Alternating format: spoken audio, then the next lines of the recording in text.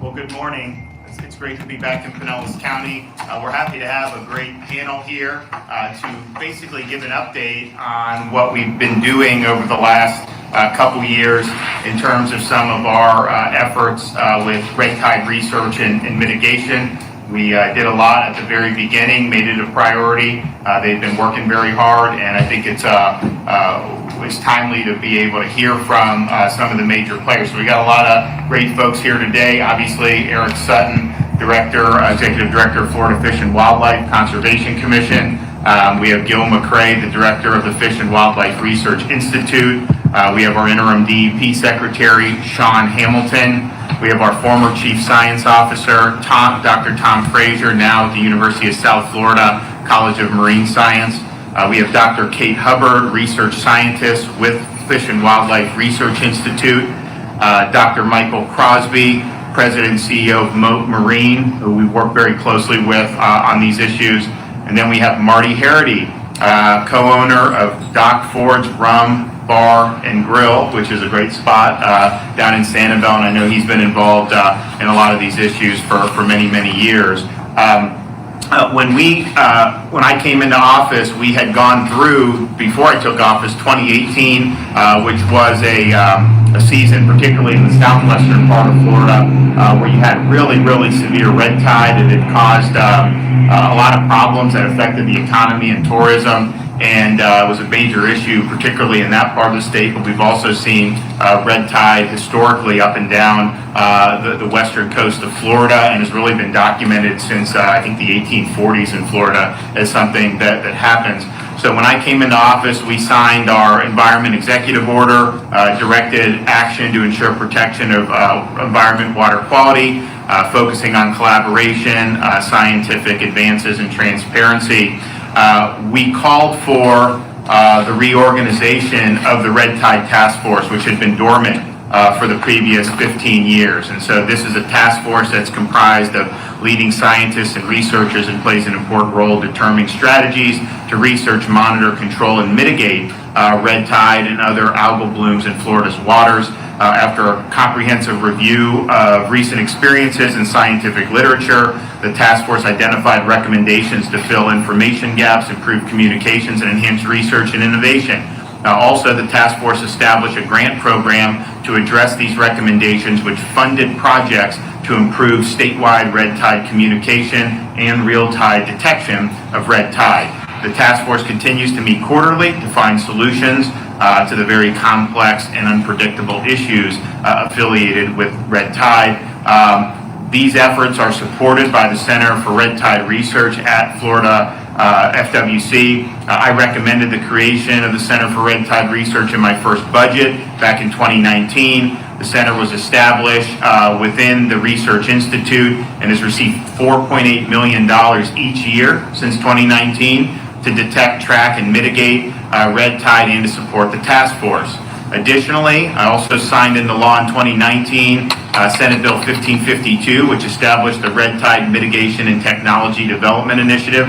This initiative is a partnership between FWC's Fish and Wildlife Research Institute and Moat Marine Laboratory to develop technologies and approaches to control and mitigate red tide and its impacts, and they'll be discussing some of the things that they've been doing. This bill included an annual appropriation of $3 million per year for 6 years, totaling $18 million, and more than 20 projects are currently underway. So I want to thank everybody that's been involved. I think we have some of the best in the business who are looking at these issues and researching the issues, and obviously we've put our money where our mouth is by devoting a lot of resources to be able to do all we can to help to mitigate any effects. So we're going to go around. Everyone's going to say what's on their mind. We'll have probably a discussion after that. So we'll start with Eric Sutton. Thank you, Governor. And it was, I think, day 2 or 3, you came after you were elected and talked about water quality and including red tide. So we appreciate your support very much. One of the key things to manage red tide is communication. And that's something that I feel like we've made great strides in since we've taken office. For instance, we have an interactive map out there, and anyone can go to it within a matter of a couple of clicks to see in almost real time where red tide is occurring. and often it's patchy, it's localized, it's not widespread, and it's important for us to communicate that. You probably hear from Marty why that's important. We also have a weekly update, so you can look at the map, you can read what's going on. You can do it right now and find out, there's some patchiness off of Dunedin or off the Honeymoon Island area. But also what we do and we have developed is a network with our partners being local governments, local tourism officials, weekly. We've done that weekly since, just to let them know we're available, give them the right information, because we want the right information to be out there so that it helps protect the economy, because we know red tide can do that as well. So we have communication is a key strength, and it's also cross-linked, Sean, with protecting Florida together. There should be no reason anyone can't quickly find out, is there red tide, where is it, and how can I plan around it? So that's communication has been a real important element, and we're pretty proud of what we put together and under your direction. So thank you. So, and how is that different between, you go back, I don't even like 10 years ago, I mean, obviously, red tide is something that we see annually in some form. If we go back 10 years, what would have been somebody's ability to identify what was going on?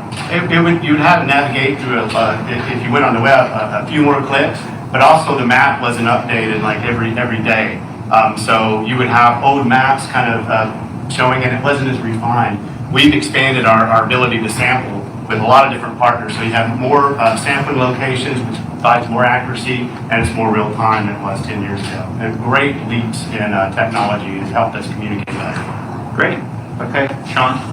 Well, I need to echo what Eric's saying. Communication's been the key, right? Working on the platforms. And there's a lot of data, there's a lot of science, but if you can't consume it in real time, a value add for the purpose of whether that's tourism, whether that's for science or just water quality awareness. And so just our efforts to integrate those platforms, right? We're protecting Florida together, making sure it is also a one-stop shop.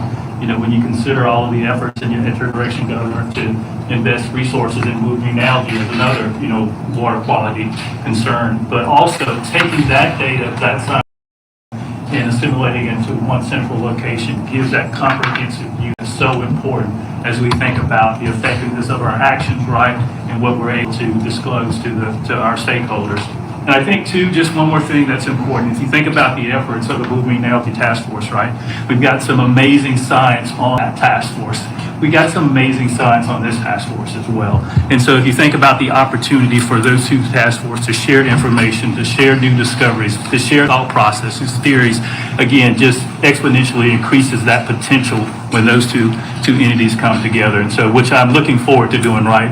Bringing those two entities together so they can also, have a direct connection to be able to do just that. So, great. Okay. Dr. Crosby, Marine. Yes, sir. Thank you, Governor, for bringing us all together today to talk about this important issue. Moat and our partners at FWC have been studying red tide for well over 20 years. But I really want to applaud you and your partners in the legislature. We've learned a lot about red tide and the dynamics over more than 20 years. But you and the leadership in the legislature came together to embrace a vision that we could work together, take the science, and actually do something with it to mitigate the impacts of red tide. As you mentioned, it's a naturally occurring phenomena. There's no silver bullet that's going to eliminate it. But what we can use is the knowledge that we have gained to develop innovative technologies to decrease the impacts of red tide when it does occur. And that's what this initiative is all about. To date, in a little over a year of this initiative, we have already issued 3 different requests for proposals to attract the best and brightest minds in science and engineering from not just the state of Florida, which is loaded with that talent, but from all around the United States and the world. We are bringing together the best and the brightest. We've already looked at over 125 different technologies and compounds. We have had 75 proposals that have come in. We are currently underway with 25 different projects, 20 different partner institutions. We were looking at a suite of different compounds that can be used. We've already demonstrated several of them in small studies in the field, but we're going through very methodically each one of these technologies, whether it is allelopathic chemicals that other organisms, other algae actually produce naturally chemicals to inhibit the growth of other algae like Corynea. Can we use those chemicals? Ozonation, robotics, different kinds of light. We have private companies, we have other nonprofits, we have other universities that are all coming together, and I am convinced that this initiative is going to develop those technologies that we can deploy in different situations, whether it's a canal in a resident area, whether it's offshore beaches here in Gulf of Mexico, whether it's in Tampa Bay, Sarasota Bay, Charlotte Harbor. We're going to have a tool chest that is going to be deployable to mitigate these impacts to our environment, to our economy, and to our quality of life. And it wouldn't have happened if it wasn't, number one, based on good sound science, but number two, the leadership that you and your partners in the legislature have shown to embrace this vision to do something with the science. So thank you for that.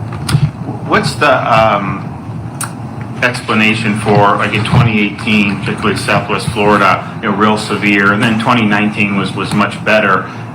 Do we know kind of what makes for worse red tide seasons than not? I won't play an arrogant scientist and say, yes, we know, because we don't know all of the forcing functions. We have learned a great deal about the combinations of currents, temperature, biological competition or lack thereof. But the key is red tide begins far offshore, 30, 40 miles, and you know this. You can give me a tutorial on it. It comes inland when the currents are right, and then it takes advantage of the nutrient load that naturally occurs in the coastline of the Gulf of Mexico here in Florida. That's why this is such a highly productive area. It requires that nutrient load to actually support that entire food chain and all the fisheries that we have. But when you get a little bit of a perfect storm, every year you're going to have red tide. And as Dr. Hubbard can tell you, it's always out there. But when you get that perfect storm, if you will, of conditions both physical, chemical, and biological, then you get these blooms. And if the winds and the currents are the right way, it stays a little longer. If they change a little bit, we can separate them out. I would suggest, and USF is actually leading in this effort in terms of forecasting. They've got some great scientists here that are leading in that area. We can predict a hurricane much more easily than we're going to be able to forecast red tide. And that's because a hurricane is built primarily on physical variables in modeling. Red tide includes in the chemical aspects of the right nutrients. There are over a dozen different nutrients that red tide utilizes. So the concentrations of those nutrients, but also the biological component of competition within the ecosystem. So it's going to be a great challenge to be able to forecast red tide, but I think we're making great advances with our partners at USF on that. And that's why we've got to continue the partnership with FWC. You have funded them with the center there. That's instrumental to keep that science going and get even more knowledge. Great. Well, it's a great segue to Dr. Frazier. Yes, and it's a pleasure to be here again. And I want to thank you for the opportunity to oversee kind of the activities of the Green Algae Task Force. And in that capacity, I had a tremendous amount of time and opportunity to converse with those scientists and interact with the HAB Task Force as well. And one of the things that came out of that, obviously, is the need to reduce nutrient inputs into our coastal waters. And again, the action at the state level allowed us to do that. We're aggressively moving forward. But it gets to Dr. Crosby's point, I think what's on a lot of people's mind is, did Piney Point, for example, cause this red tide? And the answer to that is no, it didn't. But what you saw prior to the Piney Point incident was a fair amount of red tide down south, right? But there was a progressive movement of that red tide along the coast, due in large part to currents and tides, and we do a very good job of forecasting that, as Mike said. But it continues to move more north, right? But the concern really is whether or not, again, the Piney Point fueled what we're seeing here up Pinellas County and up by Clearwater And I don't think you can make a definitive cause and effect type of a relationship at this point. But what I can say is that we all understand that increased nutrient delivery to our coastal waters can exacerbate these blooms and can kind of fuel them for some period of time. So I'm pretty pleased with the efforts on behalf of the state, or on part of the state, to reduce those nutrient inputs moving forward. So that's, again, we're in a good spot that way. Great, okay. Gil McCrae? Governor, it's great to have you at FWC's Fish and Wildlife Research Institute. We have been a hub for red tide research and monitoring for over 60 years. In fact, it was one of the reasons for our founding. The scientific name Karenia brevis for the red tide organism honors a former director of the Institute. She's pictured up there in black and white. Karen Steidinger still works with us today, believe it or not, on red tide. So one of the issues over the years with our program, and again, it's been decades, is the support for funding. And we have a network of partners that's necessary to respond to red tide. It's a statewide issue. We need all the help we can get. The funding would rise and fall depending on whether we had events or not. So if we went a few years without a severe event, the funding would drop and our ability to respond and maintain this network of partners would be diminished. So we want to thank you for your recognition that continued support is critical for keeping this network intact and responding the way we need to respond. People don't realize that every dot on that map, there may be 2 days worth of work behind a particular dot. The technology is just now emerging to automate some of the work we do with red tide, but the state of the art is still grab a water sample, bring it back to the lab, have an expert look at it to determine what's there in the water. And we'll evolve out of that over time, but right now we need an army of folks to help us do that, and we can only do that with continued support. We appreciate your recognition of that fact. And one of the biggest things, the biggest two things are the reinvigoration of the Red Tide Task Force, which is already making a difference, making investments in public health, making investments in improving technology for detection, like I mentioned earlier, and actually framing up a communication strategy that's informed by emergency response, because essentially what we're doing in part is emergency response. But more importantly, the establishment and support of our Center for Red Tide Research, which is really, as I said, the hub for bringing the dozens of partners together that are necessary to do this work. And Dr. Kate Hubbard leads up that group. Great. Okay, Dr. Hubbard? So I just wanted to mention that the 2017 to 2019 bloom was not the only severe event. These severe events occur roughly every 10 to 15 years going back in history. And so with the recommendations of the Red Tide Task Force and the formation of the Center for Red Tide Research, as Gil mentioned, we've been able to work to really bolster our ongoing relationships with USF and Moat Marine Lab, but we've also been able to develop new partnerships with universities and partners across the state. And this has allowed us to really advance the types of research that we're doing to help advance cellular detection, to help look at the connections between nutrients and how cells grow in the lab, to be able to take that back out into the field. And that really is important for thinking about how to deploy some of those mitigation strategies that are being developed. We also have a lot of new technology that we can deploy out in the field autonomously, so that we can be in the lab or out on the ship, and we can be looking and seeing what's going on, having robots collecting data for us. And so these advancements have really made a huge difference in our ability to work statewide to detect what's going on when there's a bloom, but also when there's not a bloom going on. And this is really critical for understanding the conditions that are important for promoting these blooms, but also for understanding what happens and what's going to happen when they're, what might be causing blooms to go away naturally, but also, how we might use that technology more efficiently, more effectively, and minimizing any potential harm on the environment. And so that extensive partnership, I think, has really been huge, and it's been just something that we've been really, really proud to be able to help advance, and been a huge step forward. Great. Well, thanks so much. Okay, Marty Harity, can you just talk about Dock Fords and where they are? It's a little bit outside of this market, but it's a great spot. Well, I know you have. How many do you have now? Well, we have seven stores, Yeah. and one more coming. And, Okay. It's, How far? So you have Sanibel, Fort Myers. Sanibel, Captiva, Fort Myers Beach, St. Pete. Oh, you do have one in St. We have Pete? one on Pier, and we're going to have another that's one right. open Okay, probably yeah. the latter part of this year for John's Pass and stuff. But Okay. and we're very thankful that we happen to be in this state, and thank you for your leadership Sure. and whatnot. It's the thing that's most exciting for me is to see the science and the environment and the economy getting together. It's all the same. We all depend on one another. And, in the past, like in 2018 was devastating. There were no people here. There were thousands, hundreds of thousands of pounds of fish. And, and it comes and it goes and that kind of thing. But to have a focused task force now that's going to stay on this thing, that's the most important thing. Accept that we have a problem and then address it. And you need that kind of leadership, and thank you for that we have that kind of leadership, because we can fix this, right? It's always going to be there, but you have to learn how to deal with it. Communication, I hear that. I use that word all the time in my business.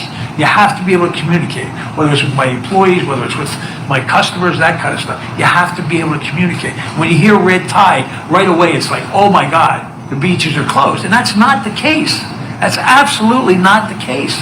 And again, to see this happen, I'm just excited in any way we can help. That's what we're here. Thanks for everything you're doing, Governor. So, in terms of some of the stuff, and whoever wants to jump in, I know people have talked about different things. I mean, for like talking about like using some type of clay to treat it. So I know like there's efforts to test some of this. So, I mean, can you give us an update or anybody about like kind of what technologies are and what are the potential promises? I mean, I think and I think you said this, it's naturally occurring.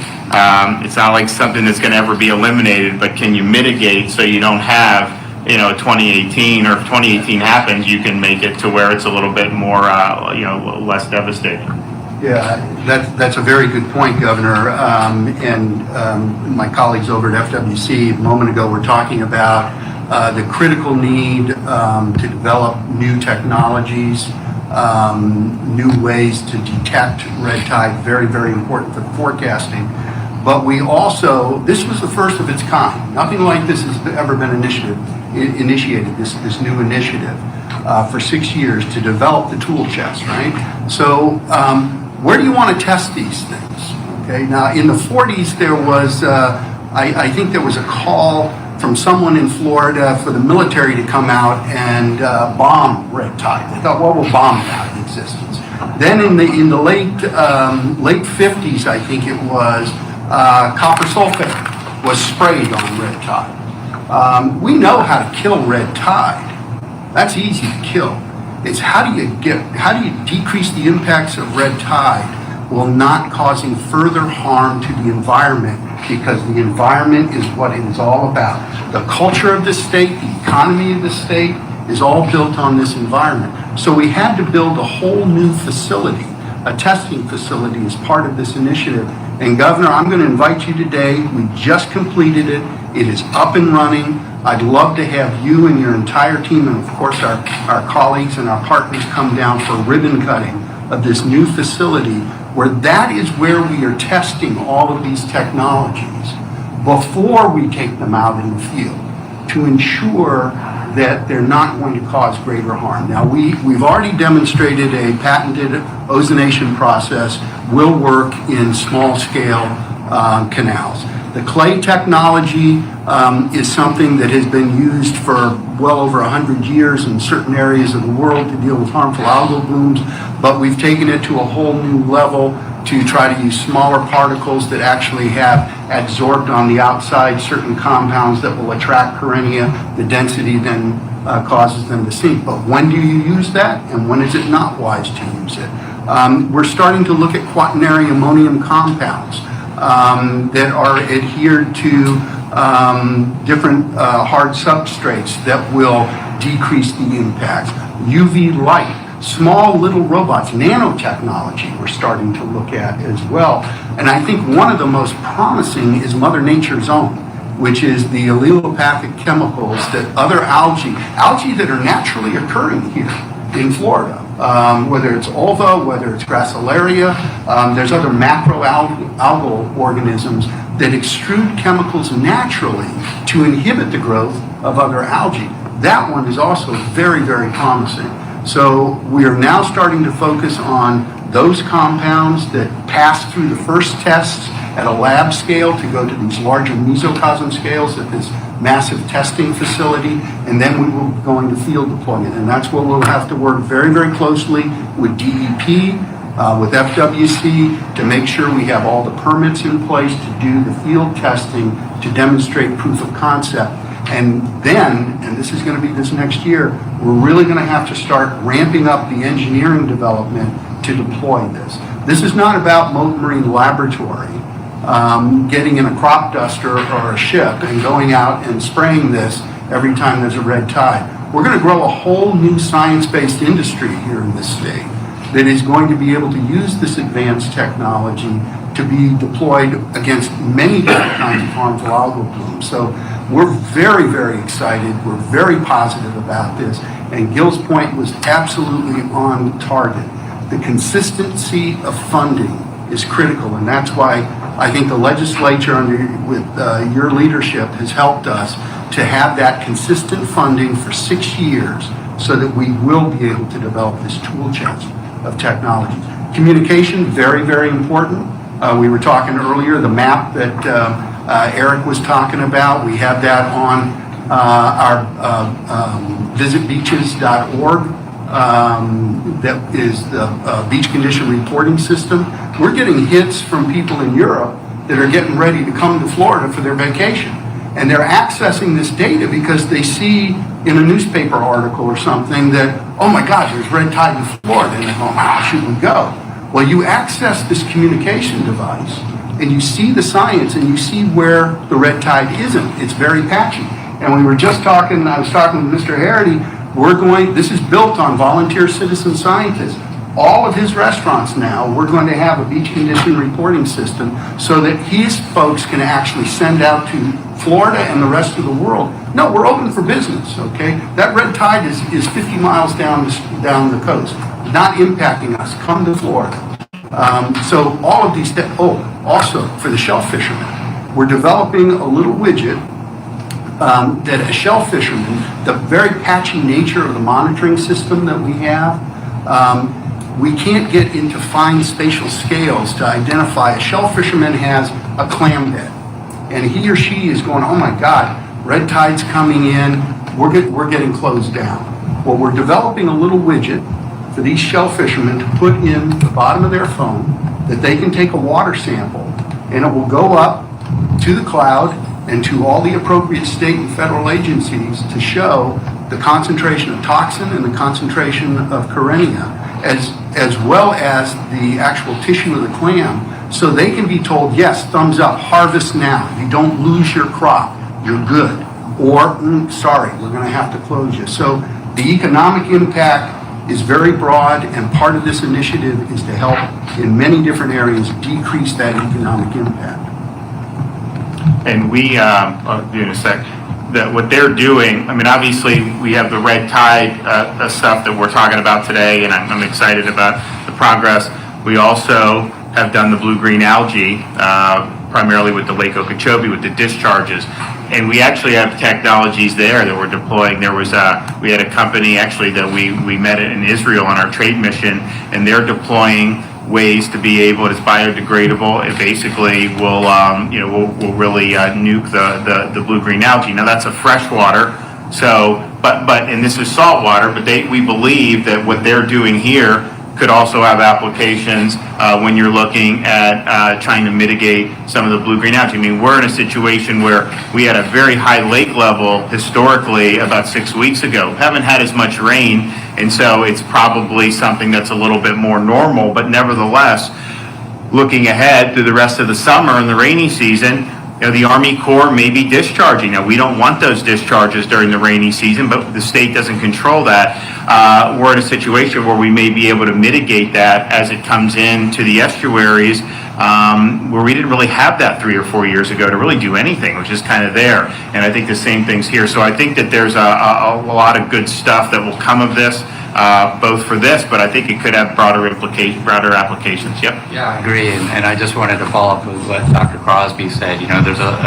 I'm really excited to see the investment in the technologies, both on the red tide side of things and the blue-green algae side of things, and there's real promising techniques, right? But you want to diversify your portfolio there, right? And so some of those technologies are allowing us to better forecast and predict, right, on very small spatial scales, these bloom events so right when they're getting formed, because the last thing you want to be able to do or have to do is to, deposit clay over, a couple hundred square miles or something, right? You want to be able to identify it when it's formed, get on it quickly, and so, again, I think we're making great strides in that area as well. Do we know, maybe one of you, because it says, the first East Coast, but I mean, this is more found on the West Coast than on the East Coast. I mean, I know it has been. Do we know the reason why it's more prevalent on the West Coast of Florida compared to the East Coast of Florida? It's largely because of the ocean currents. Yeah. And so it's something where we don't yet know exactly the life cycle of Corynea brevis. So some of these algae have cysts or seeds, and we don't yet know if that exists for Corynea. We know that it's always present in the Gulf, and we know that the currents in the late summer and fall are conducive for bringing those offshore cells onshore and accumulating them. And so that's something that we've seen. In 2014, we had a bloom that never made it onshore. It stayed offshore, and we've seen that sometimes in the past. So it seems like Southwest Florida is an area that's impacted repeatedly, but we do see blooms fairly regularly also in the Panhandle. And again, that's related to currents. When we do get blooms on the East Coast, that's much less frequently, but they usually first make impact around West Palm Beach, and that's because of the bathymetry and how those currents carry the cells around the southern tip. And the Gulf Coast, as Dr. Lowe is alluding to, has a much broader, relatively shallow shelf than the East Coast as well. And as she mentioned, whether they insist and go down about 100 feet and just sort of sit down there at the bottom, and then the right current conditions bring them up. Very different dynamics, although as you know, Indian River Lagoon and other areas have different kinds of harmful algal blooms. And it's very, very important, and I know you know this, Governor, but it's very important for the public to understand each one of these harmful algal bloom species has a different life cycle pattern, different forcing functions, and as you alluded to, will require slightly different approaches to mitigating them. But as long as we're all working together on this, I think we're going to be able to actually leverage off of everything that the different initiatives are doing to really get a handle on harmful algal blooms across the board. And Sean, I know Pinellas County had reached out to us about potentially some support. Are you working to identify some resources to be able to help? Yes, sir. We've already reached out to them and engaged the county directly and trying to get a sense for what their expenditures are thus far and what that looks like long-term, short-term and long-term. And so hopefully we'll be able to identify a source for them to be able to support them as they kind of work through this initial impact. So that's promising. 2021 so far, how's it been?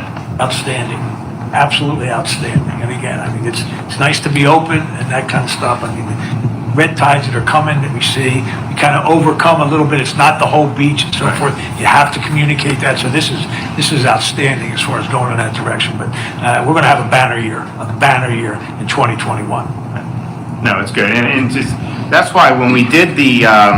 When we went down, I remember when I was running for governor, and we said this was something because someone will say, oh, there's fish or something, and then someone in Ohio thinks it's like on every Florida beach, and this day it's just not. I mean, it's something that's even in the 2018, which was more, there was still, you got to look, and so having this information, being able to communicate that and letting folks know, that these places are open, the hotels, the restaurants, the beaches are open, and then if there is an event that affects a particular location, you obviously will have the information on that. But you have people thinking because you had something off Sanibel that somehow you couldn't go to St. Augustine or something, and so the communication, it really, people's jobs depend on communicating properly, people's businesses. We're really happy with how people are doing. I think what Marty's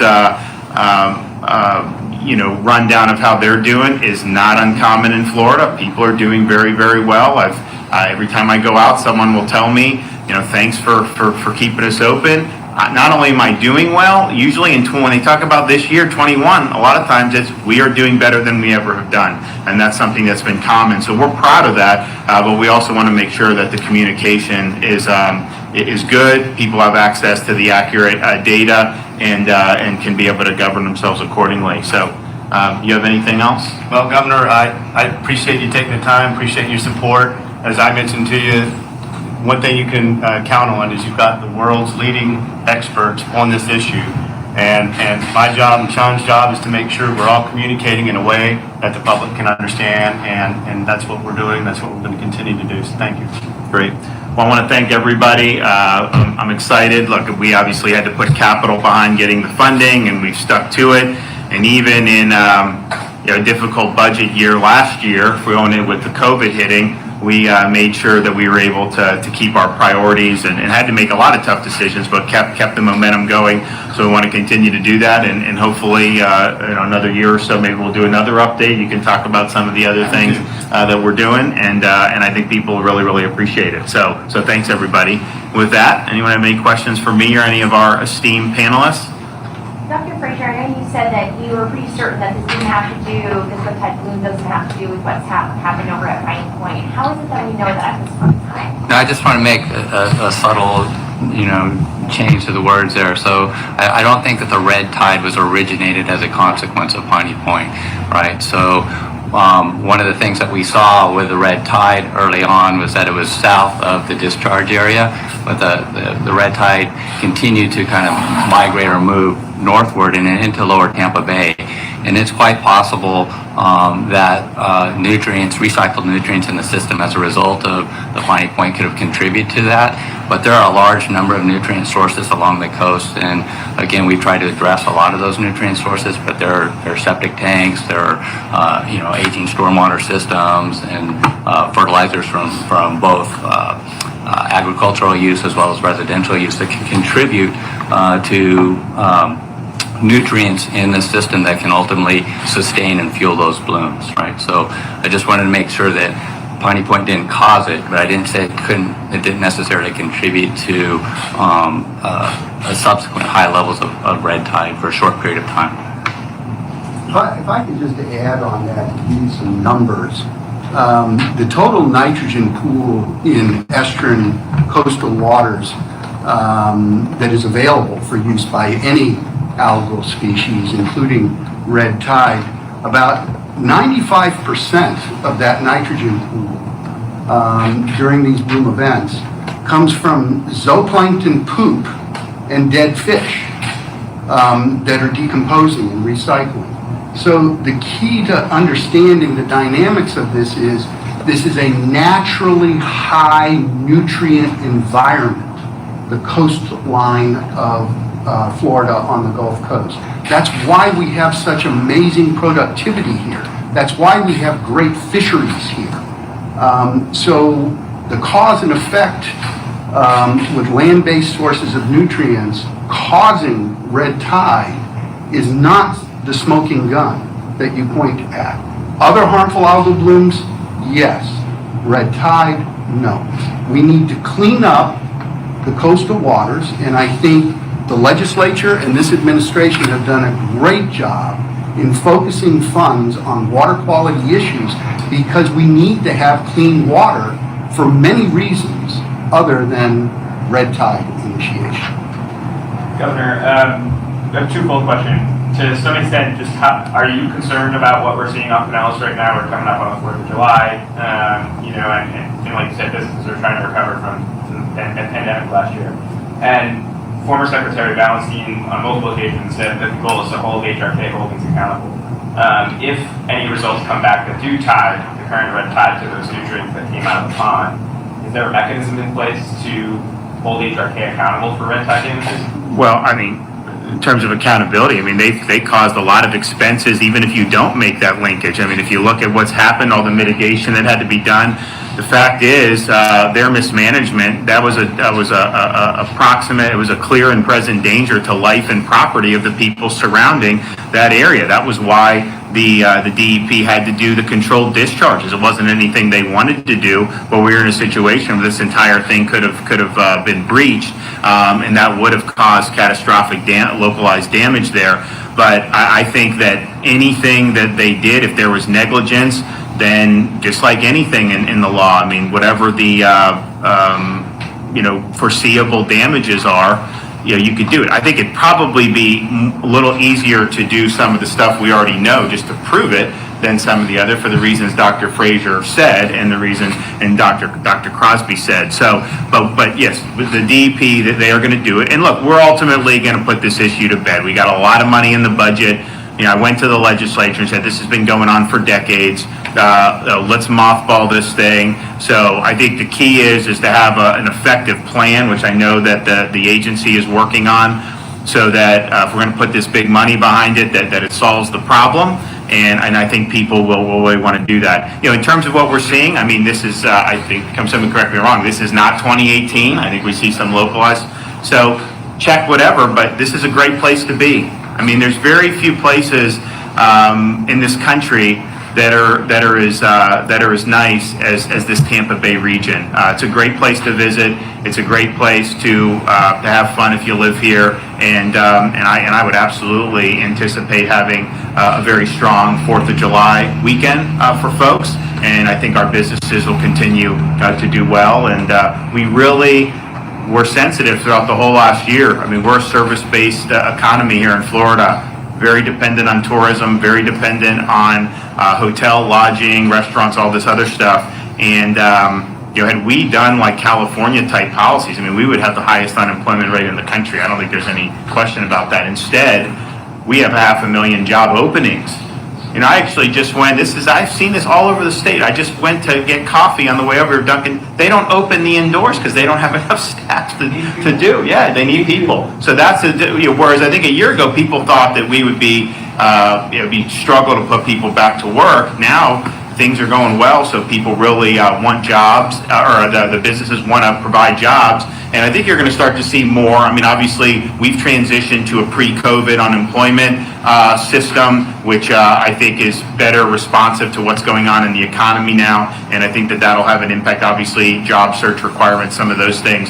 So we hopefully there'll be some relief there. But some of these restaurants would be doing even better. They have to actually close certain days a week, some of them, because of being short-staffed. So that's where we're. But I think it's a great place to be, and I think because of the technology, the ability, folks have the ability to go see. But just understand what we're seeing is more splotchy. This is not 2018, and hopefully we don't see this or anytime in the future. We get the technology on board so that if you do have one of these severe events that do regularly reoccur every however many years, that we're able to do some significant mitigation. Governor, hi. Oh, you're here. Yeah. I was in the election supervisors were having their conference this week. Oh, good. And there was a lot of confusion and frustration over the new election law that you signed. But there's a question I tried to ask you a couple of months ago that I was not able to get an answer. I just want to ask you again directly. Do you believe that the 2020 presidential election was rigged?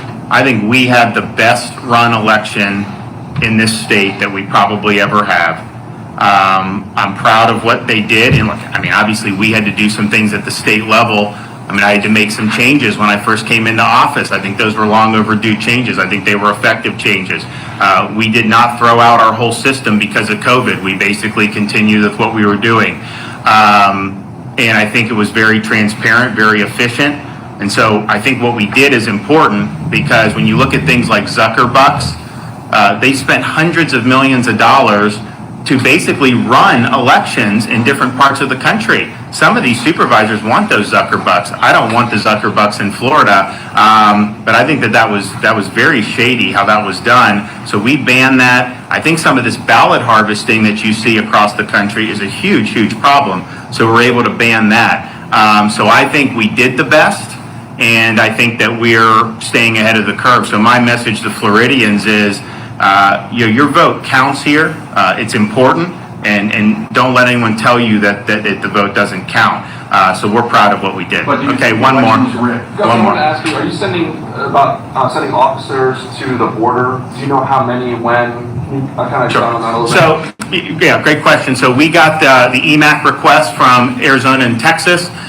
We responded positively. I think other states are now going to determine, so they have certain needs writ large. Obviously, Florida's not going to be able to fulfill all that. So I think once we see what some other states are going to do, we'll be able to do. So once we have that, we'll obviously provide the figures. We don't have that yet because it's still being a work in progress. But like at the end of the day, Florida has been the beneficiary of mutual aid from states when we've responded to our natural disasters, and it's something that we appreciate. We've also provided aid. I mean, we had people out for the California wildfires when those were real bad in the not too distant past. And so we've supported, we've received support. I have no doubt, hopefully we don't have any major storms this hurricane season, but if we do, I have no doubt that we would get support from states like Texas to help in our efforts. So I think it's the right thing to do. But I do also believe that what's going on there is impacting communities all across the country that are not necessarily on the border. I met just a couple weeks ago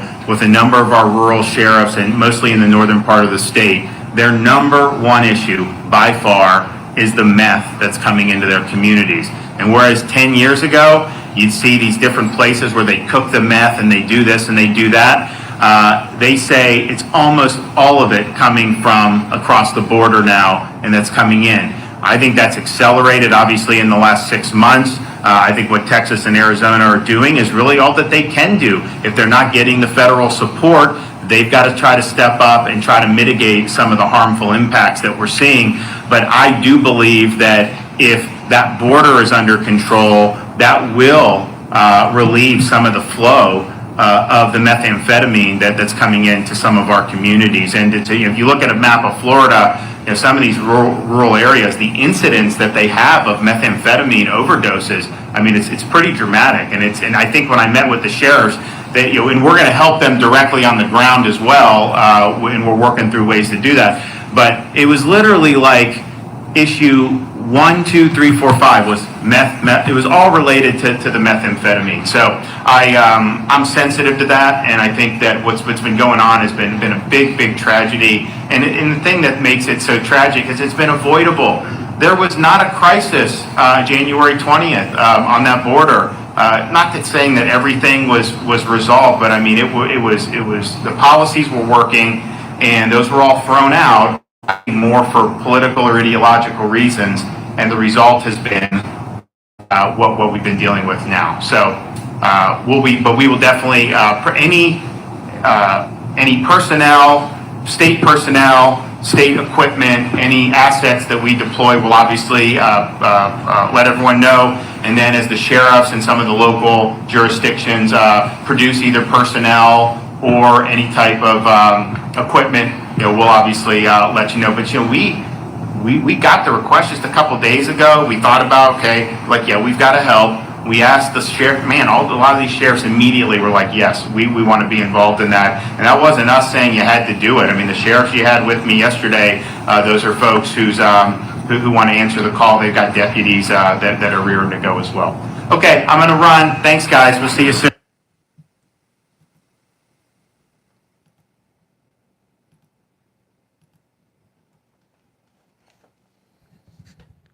Did you guys catch that right there at the end with the reporter trying to play weasel?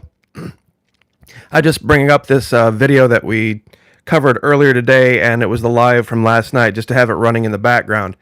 So some weasel reporter tries to corner the governor again, getting him to commit on whether he thinks the quote-unquote election was rigged. And this is something that I have said for a long time, and it seems to either go in one ear and out the other with some people, or it bounces off their head like a brick wall. We do not have a national election in this country for president. We have 50 independent state elections. Now, the news organizations, Fox, ABC, MSNBC, CBS, all these guys, they like to make it seem as if it's one giant national event altogether when it's not. Florida ran its elections perfectly right, and we had no problems. The election in Florida, absolutely not rigged. And that's the beginning and the ending of any comment we have on it. Because nothing else matters to the people of the state of Florida.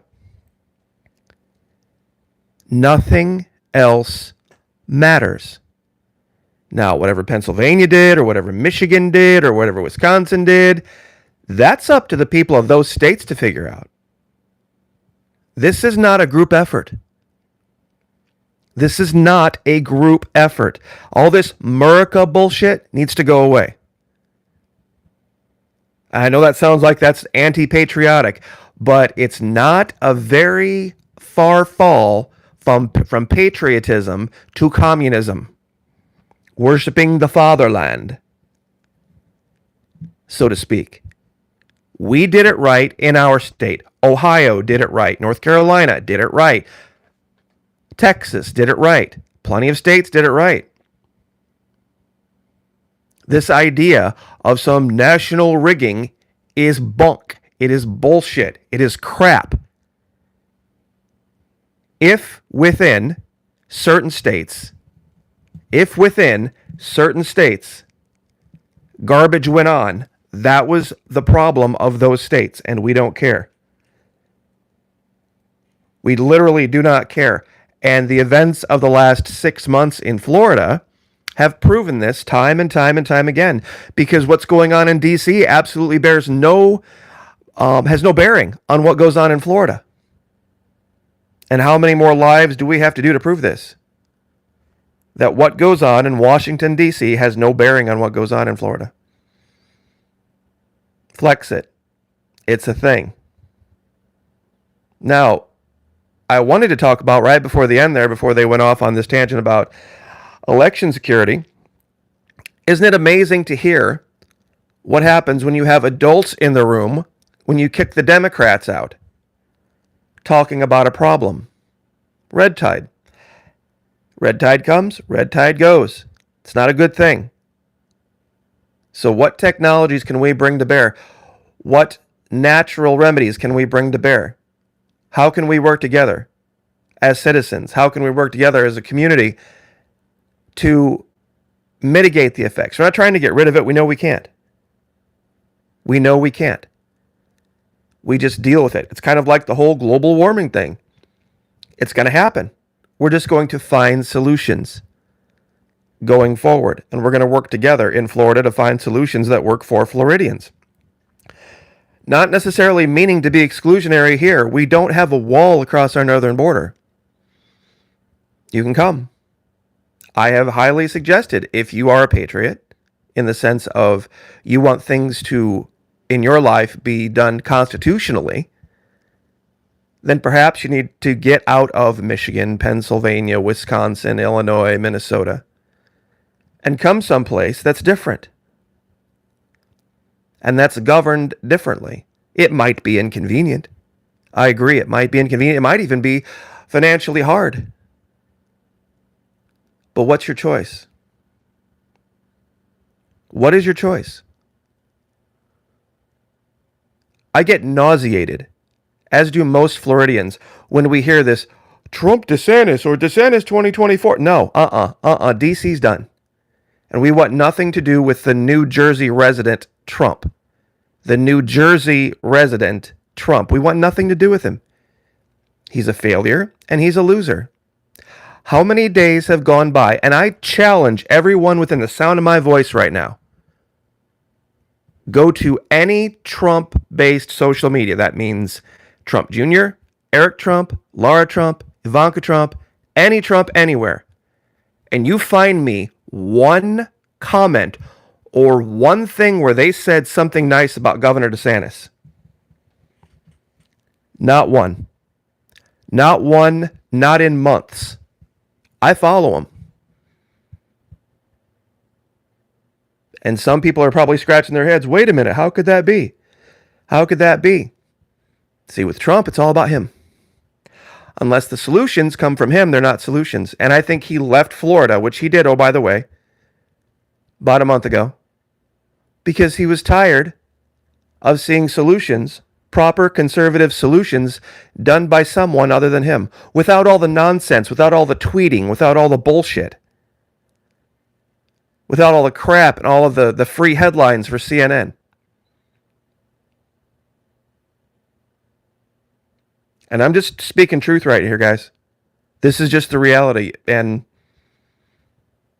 most Floridians right now are starting to take a good, cold, hard look at this guy, meaning the Trumpster, and wondering if he wasn't really controlled opposition, take the guns first, due process second. You have to ask yourself a question, guys. Why would Trump care about being treated unfairly by the liberal media? Does Ron DeSantis care about being treated unfairly by the liberal media? No. Ever hear him complain about it? No. Ever hear him tweet about it? No. This is what governance and leadership looks like from an adult who's not a narcissist. So, anyway, spoke my piece. But God bless. Like, share, subscribe, and we will, of course, see you tonight on Twitch around 10 o'clock. And if anybody has any direct questions, they can ask me there. But I very much appreciate everybody being here, and we will see you next time.